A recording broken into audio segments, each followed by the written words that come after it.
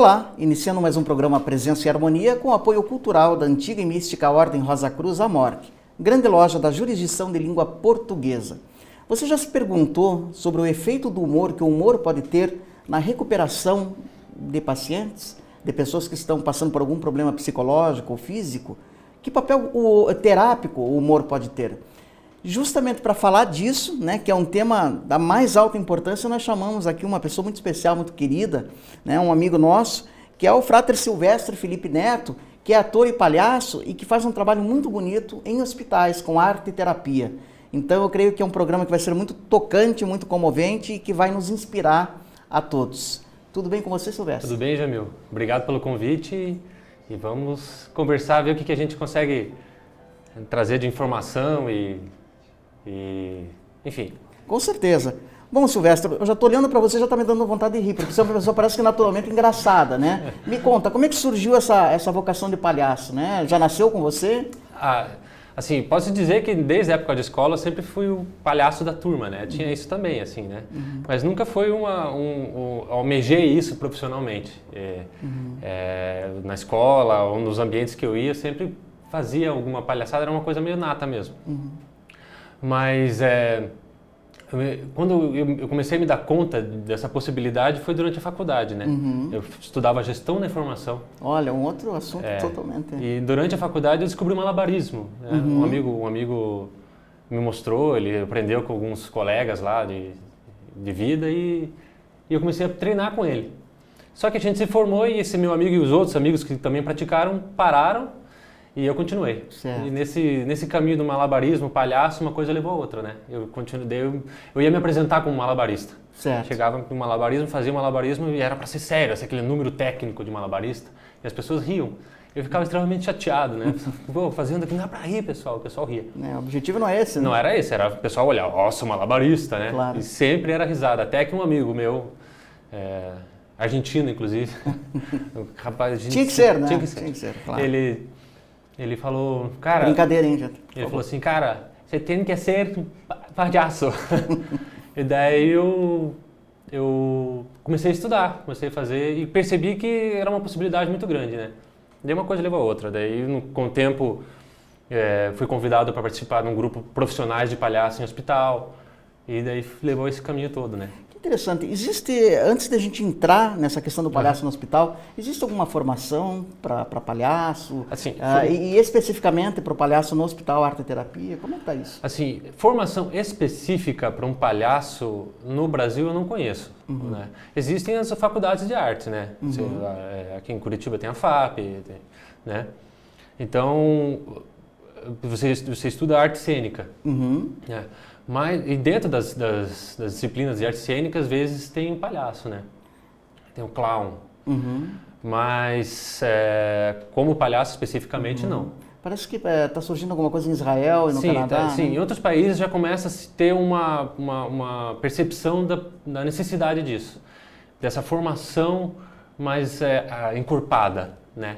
E daí as universidades estão começando a fazer... Eu conheço em Israel, eu tenho formação de Israel e no Canadá, de cursos de graduação, pós-graduação, tanto como em arte e terapia, terapia cênica, né, como palhaço, como, enfim, artistas em geral, né?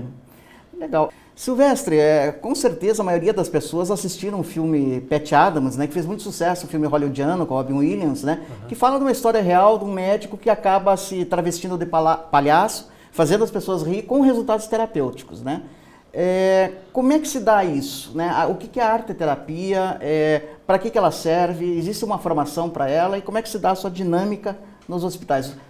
Para resumir, o que é o palhaço no hospital? A arte-terapia, em geral, engloba muitas áreas, né? Então você pode tanto fazer música, contar história, fazer teatro de bonecos, enfim, tem muita gente fazendo muita coisa, né? Voltado para essa área. Mas o palhaço no hospital... É uma ferramenta muito bacana porque o palhaço ele tem uma capacidade de transformar o ambiente, né? Não é necessariamente só fazer rir? Não. Assim, acontece que o palhaço ele está ligado diretamente ao riso. Certo. Né? Isso é o métier da coisa, né? O palhaço vai lá e todo mundo quer dar risada. Mas muitas vezes isso não é possível. Às vezes tem muitos pacientes que estão debilitados de uma certa forma, ou então estão deprimidos, então você acaba não forçando uma barra para que a pessoa não ria, mas tem que ter aquela sensibilidade para entrar e transformar o ambiente. Pensa-se muito com o palhaço em hospital com relação às crianças, mas não, o palhaço em hospital, eu mesmo atuei em alas que só tinha adultos, né? Então, você tem que ter essa capacidade de trabalhar com qualquer tipo de público. E o palhaço, em geral, no hospital, que é um trabalho específico de um palhaço, ele tem que ter uma sensibilidade muito aguçada. Não necessariamente a todo momento com um ser humano, mas naquele momento que você está no hospital, você tem que estar com as anteninhas ligadas ali, porque é um ambiente extremo, né? Qualquer coisinha você pode causar um problema maior. Sem dúvida. Ou você pode ser responsável por alguma coisa que não era para ser. Sem dúvida, né? Mas no geral não acontece, né? No geral não acontece esse tipo de coisa, porque quando você começa o trabalho, quando você coloca o nariz e entra no hospital, você percebe aquele ambiente. Aí aquilo toma conta de você. E parece que aquilo, você estava me falando antes de começar o programa, que vai se alastrando, né? As pessoas já vão identificando, olha... Você vai chegando, o palhaço vai chegar, tá chegando, olha lá, começa a apontar, a criançada vem... E você vai entrando, dependendo do grupo, mas o grupo onde eu trabalhava tinha algumas músicas, a gente chegava com um carro travestido de palhaço. Então a gente já criava um ambiente para entrar nas alas, se dividir e ir para os quartos, né? Você me falou também de um médico, acho que aqui no Erasto Gertner, né, um hospital aqui de Curitiba, que falou para vocês, mas puxa, eu chego lá, pego o prontuário do... Como é que é essa história? Conta pra gente. Não, era o Dr. Marcelo, né? Um braço pro Dr. Marcelo. Ele era ele se perguntou uma vez, ele pegava o prontuário das crianças e de uma criança específica, eu acho, e ele falava, poxa, mas aqui esse menino não tá batendo com o relatório de vocês, porque ele não conversa, ele não fala, ele não quer se alimentar, ele está chateadíssimo de estar internado, mas no relatório de vocês está... conversa, brinca, se diverte, vai para cima, né? Ele não entendia, porque ele também chegava lá querendo fazer a criança se divertir, mas essa energia do palhaço, né? O feeling do palhaço o feeling, uma coisa muito você saber onde chegar, o olhar, a troca do olhar, né? O palhaço, ele é olhar, ele é você se entregar ao máximo para você poder fornecer o máximo, né? E como é que funciona isso de você? Porque você falou que vocês encontram casos extremos, né? Vocês não lidam só com crianças, lidam com adultos, né? Às vezes você pega pacientes que estão até em estados assim mais graves. Vocês têm que ter uma blindagem emocional para fazer isso? Como é que você tem que fazer para não se envolver demais? Como é que funciona? Eu, por exemplo, não sei se teria condições de fazer, que sou muito emotivo, né? Eu me envolveria, não tiraria mais o paciente da cabeça, atrapalharia a minha vida. Pessoal, como é que funciona? Talvez o truque esteja em você olhar com outros olhos, né? Você não ter pena, não ter comiseração, que a gente chama. É você saber que ali tem uma pessoa que está debilitada fisicamente, né? Mas ela, no final das contas, ela está saudável. Assim, você olhar essa parte saudável da pessoa. Quando você olha de verdade essa parte saudável da pessoa, você acaba não identificando um doente, né?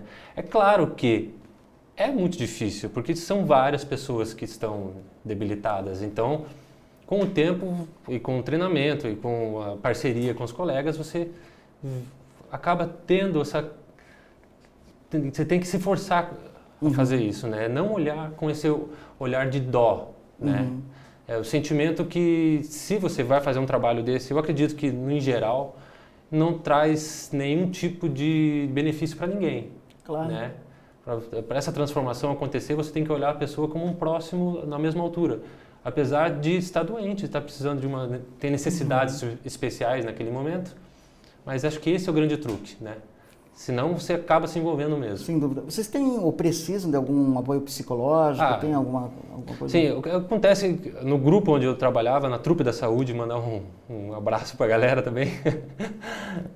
A gente tem eles têm ainda, um acompanhamento psicológico uma vez por semana. Né? Então, o pessoal às vezes tinha algum problema maior, algum paciente que se envolvia demais, ou então alguma coisa que aconteceu na vida pessoal que está atrapalhando. E tinha esse acompanhamento psicológico uma vez por semana com a psicóloga, para vocês poderem terapeuta. fazer, né? Agora me conta um pouquinho dos recursos que vocês utilizam, né? Que eu não tenho... É só chegar e começar a contar piada? Não, é muito pobre. Imagino, né? A minha visão é muito pobre do que vocês fazem. Acho que vocês devem ter mais recursos, né? Você falou, inclusive, que vocês já chegam num carro fantasiado. Tem. Então, quais os recursos que vocês utilizam no hospital, né? No nosso caso aqui, era assim, a gente saía todos prontos Alguns grupos fazem diferente, alguns grupos se arrumam no hospital. Tem uma sala específica no hospital onde elas se trocam, outros vão a pé, outros, no nosso caso específico, a gente ia com um carro. Eles vão com um carro e eu falo no passado porque eu participei, mas eles continuam atuando. E com o carro travestido de palhaço. Então a gente já chegava, chegou a trupe da saúde, né? E os recursos para você conseguir... No caso da trupe era improvisação, né? Só que a improvisação, você não pode achar que é uma loucura, né? Ah, vou improvisar. Não, tem as bases de entendimento do parceiro, você olhar, perceber o que está acontecendo. Você tem um jogo cênico que o palhaço chama, né? O palhaço trabalha com jogo, ele cria um jogo e tenta fazer com que um paciente, as pessoas entrem nesse jogo. Se as pessoas perceber que aquele jogo aconteceu, você tenta crescer esse jogo e desenvolver. Nisso tem música, marionetes, pequenos instrumentos musicais, temática para você entrar numa porta, bater na porta, entrar já olhando com outra cara, se identificar com o palhaço, fazer as pessoas se perceberem. Então tem toda uma série de recursos cênicos também e técnicos que você pode utilizar, né? E vocês saem com números prontos, fechados, fazem um planejamento ou pode rolar muito de improvisação? Você acabou de falar, né, que abre espaço para a improvisação, como é que é? A improvisação é a base de tudo, né? Na trupe da saúde, que era a gente utilizava assim, chegava, via o que estava acontecendo e transformava isso num jogo. Às vezes um paciente... eu sou cantor, então vamos cantar. Eu sou paciente, eu sou agricultor. Que tentava fazer uma espécie de uma entrevista e daí levar isso para aquele lado, né? Se entendendo bem os parceiros. Mas tem os jogos quase que prontos, assim. Não pode dizer que existe aquela cena pronta, mas existem aquelas técnicas de entendimento entre os parceiros que você consegue já criar uma cena até para você se resguardar e não se cansar mentalmente, porque improvisar todo o tempo. O que acontece que chama com improvisação é que quando você começa a fazer esse trabalho, você entra num estado alterado de consciência, pode-se dizer. Olha, isso é interessante. Não sei se chega a ser aquela expansão, né? Mas você entra num palhaço. Você deixa o palhaço tomar conta de você, né? Muitas vezes acontece você terminar o trabalho do palhaço, tirar o nariz e continuar nesse estado, então você tem que se segurar, porque senão você sai fazendo... Você já está com roupa normal, então é você desenvolver isso, entrar nessa uma espécie, eu não sei como dizer, mas assumir, vestir o personagem... você veste o personagem, você se aceita como um palhaço, saber que você é ridículo. Essa é a base do palhaço, né? Você saber do teu ridículo, aceitar o teu ridículo e fazer disso uma piada. Sem dúvida. Porque se você não acreditar no seu próprio ridículo, você não vai fazer outro rir, né? Exatamente. Acreditar e aceitar. Né? Como em geral, a sociedade em geral, as pessoas têm muita dificuldade de aceitar esse ser ridículo que nós somos. Todos nós temos nossos segredos, né? E o palhaço, ele acaba... Escancarando isso, escancara tudo, né? E isso acaba subvertendo tudo também. Sem dúvida. Silvestre, você falou uma coisa muito interessante, há algumas perguntas atrás, que você nota a transformação do ambiente. Sim. Quando vocês estão. Sim. Como é que você define? Você pode definir melhor isso? Você está falando em termos até de energia, quer dizer... Porque, claro, hospital, eu sempre tive essa visão de hospital, inclusive falei numa outra entrevista, né? Porque sempre os hospitais têm que ser ambientes tristes, pintados com cores tristes, cinza, verde, aquela coisa tétrica, sombria. Daí a pessoa fala, não, mas é um lugar de sofrimento, tem que se coadunar. Por que não pode ser também um lugar de alegria, né? E imagino que quando se chegam é como um raio de sol, né? Como é que é essa questão da transformação do ambiente? Nota-se, claro que gradativamente, essa mudança também, sabe, Jamil? O hospital já foi um ambiente assim ainda mais pesado, né? Ainda tem, a absoluta maioria dos hospitais ainda tem essa pegada, essa coisa de... É claro que o silêncio, essa coisa, ela é primordial, né? Porque para descansar é bom você ter essa calma, né? Quando a gente faz de palhaço em um hospital, a gente não sai entrando e fazendo algazarra, sabe? Ah, tá. Não. Isso é um corredor, imagine um corredor cheio de quartos e você, em cada quarto, você entra, faz a cena, sai e acaba. Então, no corredor, geralmente, Você não tem há algazarra, né? Toma-se muito cuidado com isso, porque, queira ou não queira, é um lugar de tratamento físico. E o físico e o mental, ele está muito ligado. Essa transformação acontece no sentido de o grupo de palhaços já chegar e já se fazer presente, entendeu? Não precisa se fazer presente com um trompete na mão. Claro. Né? Você já chega numa enfermeira, chega num médico, já chama, ó, já estou aqui, né? Vai aos pouquinhos, vai conquistando, tal, vai entrando na cabeça das pessoas. Ó, hoje vai ser um pouco diferente. Eu imagino que você vai notando o humor, inclusive, dos funcionários. Nota. Assim, às vezes tem uma outra... a pessoa fica um pouco assim, mas isso também diminuiu muito, né? Assim, o que esses palhaços estão fazendo aqui?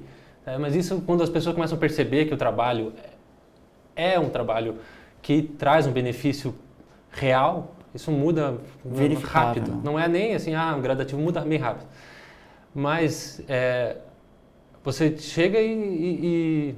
Esqueci a tua pergunta. Não, eu falei da transformação do ambiente, né? Sim. Você chega num lugar, por exemplo, você consegue trazer algumas músicas prontas e já entra cantando devagar. Ou então faz só um assovio. Um assovio não é normal, um barulhinho. Chega só, oi, com licença, só coloca uma cara no quarto e sai. Você já começa a fazer aquela transgressão, né? A transgressão não precisa ser necessariamente uma coisa ruim, né? Transformar esse ambiente é... Quebrar um pouco os paradigmas. Para quebrar os paradigmas. Falando em paradigmas, Silvestre, como é que é a aceitação ou a não aceitação da classe médica? Como é que a classe médica via, né, o trabalho de vocês, né? São muito conhecidos, né? São muito conhecidos os Doutores da Alegria aqui no Brasil, né? Eu acho que é a maior referência. Mas tem muitos outros grupos como o seu que fazem esse trabalho. Como é que está a aceitação da classe médica, dos hospitais, a administração dos hospitais com esse tipo de trabalho de arte-terapia? Olha, especificamente como palhaço em hospital, essa aceitação vem vindo de uma forma muito bacana, sabe? Os médicos vêm percebendo que é um trabalho importantíssimo também, né? Eu acredito que por isso que os Doutores da Alegria são tão respeitados, porque começaram com um trabalho que ainda era uma novidade aqui no Brasil, né? Eles trouxeram esse novo olhar, e eu na pele eu senti muitas vezes, sabe? Um médico que às vezes olhava e não entendia, mas assim... Um certo estranhamento. Um certo estranhamento, mas assim, não pode se dizer que seja uma hostilidade. Não é hostilidade, porque o trabalho do médico também é extremamente difícil, principalmente em hospitais públicos, que era onde a gente visitava, né? Sim. Então, às vezes, eu olhava aquele olhar, percebia um palhaço aqui, dessa figura, Eu costumo dizer que o palhaço é o profissional que mais sofre preconceito, mas ele adora isso, né? Ele acaba tentando lidar com isso de uma forma mais leve possível. E era normal, eu acredito que que o médico olhar e falar, nossa, esses palhaços estão... O que esses caras vão fazer? Vão jogar água na cara do paciente? Isso não tem como você chegar e já colocar na cara do médico, não, isso não é uma coisa, não.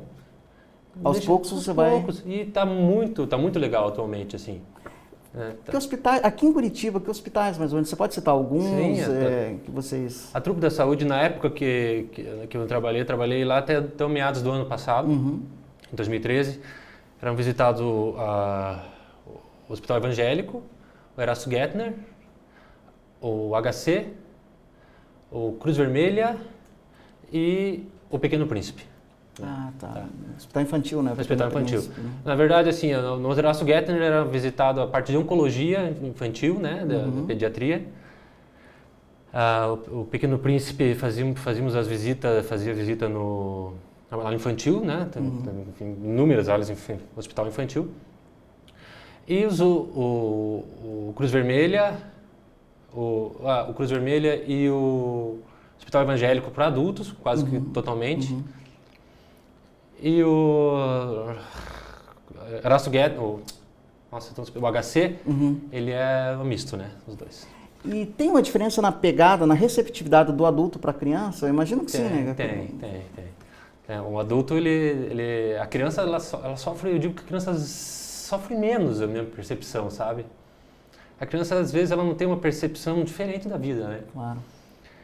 E você, quando entra como palhaço, se você conseguir conquistar a criança, você conquista. Se você não conquistar... Também não vai. Daí você vai ter que ralar, né? Ter que penar. E quando você consegue perceber na criança a transformação, o olho, ela não está mais ali, sabe? Ah, tá dando certo. Ela ri, se entrega mesmo. Ela entra, né? Ela entra, ela vivencia de uma outra forma, né? Ela vê o mundo, vê o palhaço ali com outro olhar, né?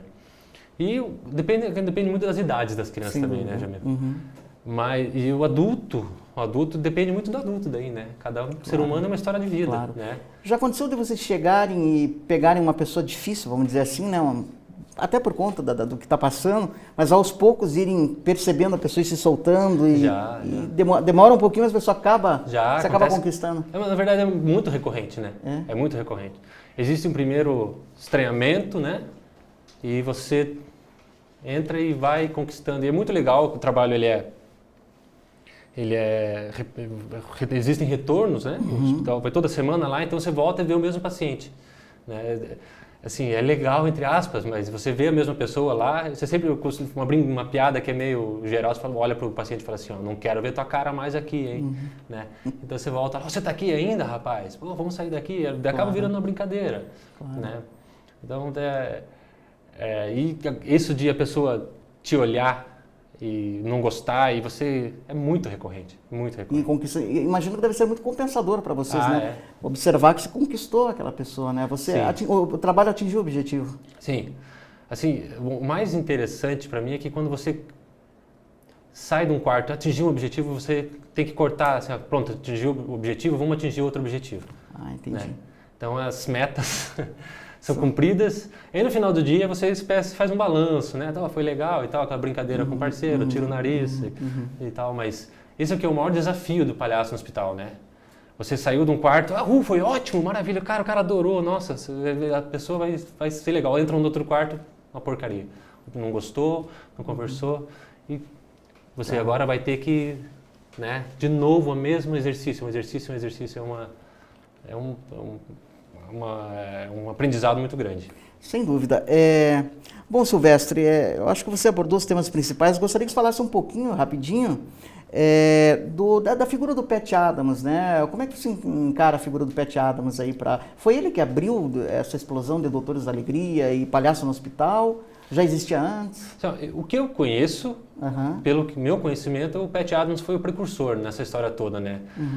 A história abordada no filme com o Robin Williams, ela tem umas alterações para transformar aquilo mais romanceado, né?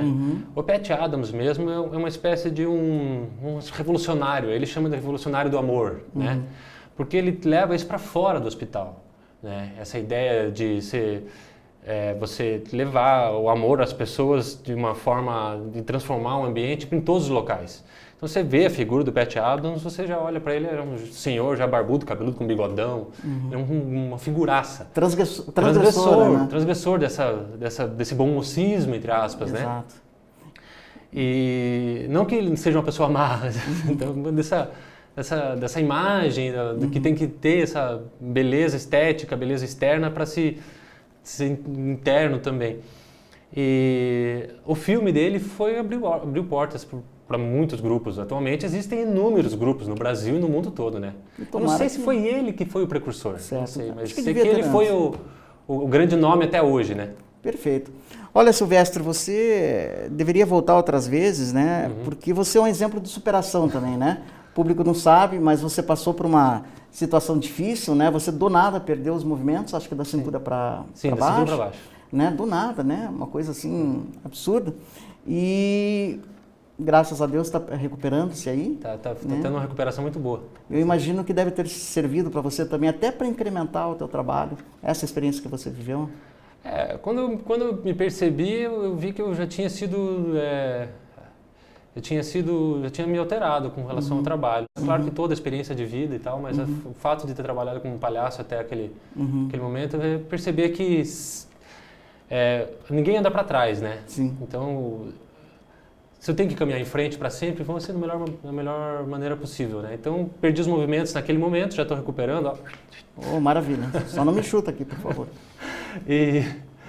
Mas o que eu vou? Você tem que fazer o melhor possível, tem que pensar da melhor maneira possível, né? O pensamento... Eu até acho que a tua recuperação fantástica, né, quase que milagrosa, tem a ver muito com o teu trabalho, sabe? Essa questão do pensamento positivo, do palhaço tá rindo, né? Como eu te falei no começo, né, você já é uma pessoa engraçada, né? Olhar para você já dá vontade de rir, né? Então eu acho que isso tem muito a ver. Você está de parabéns, tá? Você é um exemplo de superação também pelo teu trabalho. Espero que isso se alastre. E nós hoje, excepcionalmente, Silvestre, né, agradecendo a tua presença, espero que você volte outras vezes. Não vamos terminar o programa Presença e Harmonia com o vídeo da Vivian, porque nós reservamos uma surpresa envolvendo o Silvestre, que você vai acompanhar a partir de agora e com certeza, assim como ocorreu com nós, você também vai se emocionar. Até o nosso próximo encontro. Acompanhe.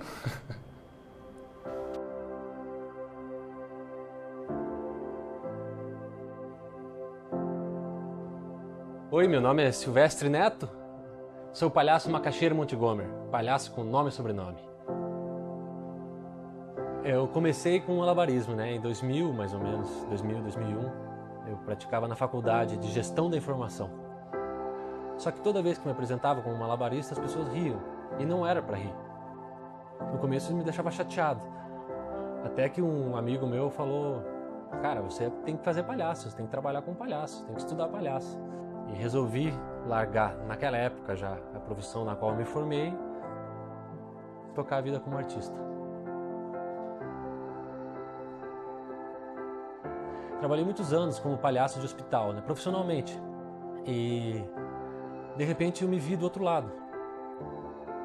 Estava trabalhando como palhaço no hospital e minha perna começou a formigar. E eu achei que era um problema simples e resolvi vir para casa. Quando eu cheguei em casa, minha perna estava muito fraca, estava completamente amortecida e eu quase não consegui descer da moto. Quando eu relaxei, eu tive um espasmo muito forte na coluna. Foi uma dor muito intensa e parece que foi a cartada final. Minha força sumiu, minha sensibilidade sumiu e eu perdi todos os movimentos da cintura para baixo. O que eu tive foi a mielite transversa idiopática. Essa é uma doença rara, ela surge de 1 para 1,5 milhão de pessoas. Pode-se dizer que eu ganhei na loteria, só que ao contrário. Então eu fiquei internado no hospital de reabilitação durante 21 dias. Lá o pessoal descobriu que eu era palhaço e me convidaram para participar, para ser o apresentador da festa. Quando me convidaram eu não pensei 2 vezes, aceitei na hora. Só que eu ainda estava na cadeira de rodas. Coloquei o nariz e me senti como se estivesse andando normalmente. Foi um grande desafio e talvez a apresentação que me deu mais honra e que eu fiquei mais gratificado. Eu percebi que eu já tinha sido transformado pelo meu próprio trabalho. O palhaço ele tem o poder de viver o agora, né? O que acontece no momento é o que o palhaço vai utilizar como cena. E eu nunca deixei de pensar em eu estar 100%. Meu pensamento sempre foi como que eu vou sair dessa. Sempre foi uma coisa de tocar em frente mesmo. Senhoras e senhores, sejam muito bem-vindos à loteria! Aí você consegue ver que todos os passos só dependem do primeiro, né?